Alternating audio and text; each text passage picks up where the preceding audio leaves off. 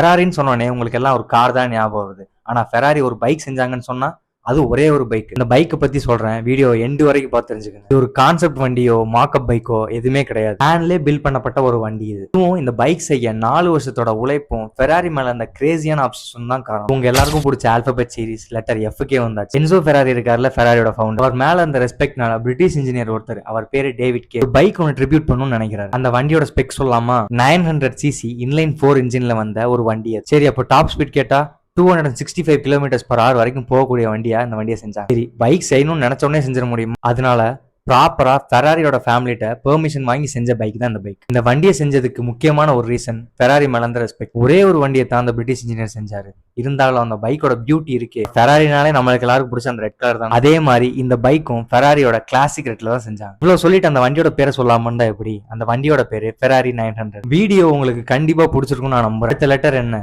Alphabet சீரிஸ்ல letter G. ஒரு பயங்கரமான ஒரு பிராண்டோட வர. அது வரைக்கும் வழக்கம் போல சொல்றதுதான், லேர்ன் வித் லோக்ஸை ஃபாலோ பண்ணிட்டு வெயிட் பண்ணி பாருங்க.